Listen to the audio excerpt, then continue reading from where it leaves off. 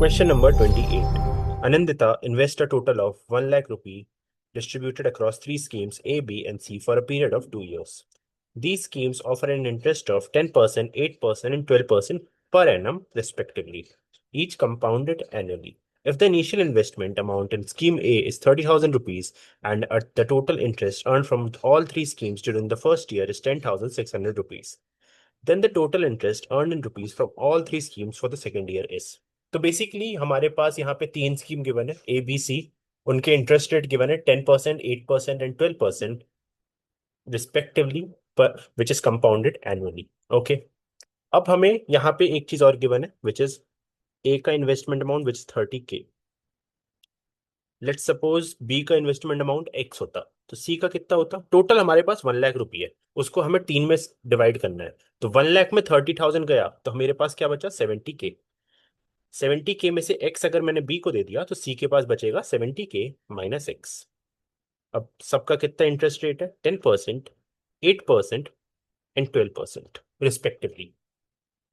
तो we know that अगर यहाँ पे 30,000 है एंड इसका इंटरेस्ट रेट 10% है तो फर्स्ट ईयर में वो सिंपल इंटरेस्ट की तरह कैलकुलेट करो या कंपाउंड इंटरेस्ट की तरह कैलकुलेट करो, अमाउंट या इंटरेस्ट उतना ही आएगा. तो मैं डायरेक्टली यहाँ पे कैलकुलेट कर लेता हूँ. तो यहाँ पे इंटरेस्ट आएगा 3000. This will be 0.08x and this will be 0.12 multiplied by 70,000 minus of x. अब मेरे को एक चीज गिवन है विच इज कि पहले साल में जो इंटरेस्ट है दैट इज 10,600 रुपीज. मतलब इसका, इसका और इसका जो सम है that is 10,600. So 3,000 plus 0.08x plus 8,400 minus 0.12x is equal to 10,600. So this particular thing becomes 11,400 minus 0.04x is equal to 10600. तो यहाँ पे ये बन जाएगा 0.04x is equal to 800. So x की वैल्यू यहां से सॉल्व करके आ जाएगी 20,000 और 20K. तो B का इन्वेस्टमेंट अमाउंट है 20K, तो और C का हो जाएगा 70K minus 20K that is 50K. अब हमें यहाँ पे ये सारी चीजें पता चल गई. तो मैं फर्स्ट ईयर में A का जो इंटरेस्ट आया था दैट वाज 3,000. B का जो इंटरेस्ट आया था दैट वाज 0.08x. x है 20K, so that will be 0.08 multiplied by 20K. सो इसकी वैल्यू आ जाएगी 1,600.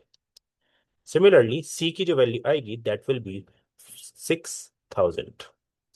तो ये जो चीजें हैं that is interest in first year.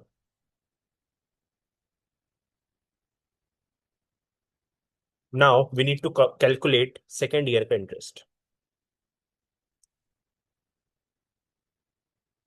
Second year interest, तो ए की वैल्यू 30K और उसका इंटरेस्ट अगर मैं ऐड कर दूं तो वही प्रिंसिपल अमाउंट होगा जिसपे आगे 10% और लगना है. कंपाउंडेड कंपाउंड इंटरेस्ट की बात हो रही है तो ऐसे ही काम होगा. सो यहाँ पे ये आएगा 33,000. इस पे 10% का इंटरेस्ट लग रहा है तो अमाउंट कितना आ जाएगा 33,000. सिमिलरली बी के लिए 1,600 plus 20K, so that will be 21,600. इस पे 8% लग रहा है तो दैट बिकम्स 1,728. ये सेकेंड ईयर का इंटरेस्ट निकाल रहा हूं मैं यहाँ पे. ठीक है, ये सिमिलरली सी के लिए विल कैलकुलेट 5,600. इंटरेस्ट है इसका 12%, तो जब मैं 12% ऑफ 56,000 निकालूंगा दैट इज 6,720. तो फाइनली जो मेरे पास वैल्यूज आएंगी दैट विल बी 3,300, 1,728, 6,720. अब मेरे से पूछा क्या है all three schemes for the second year, मतलब इन तीनों का जो सम होगा वही आंसर होगा. तो 3,300 plus 1,728 plus 6,720. So the sum of this is equal to 11,748. So answer is option B.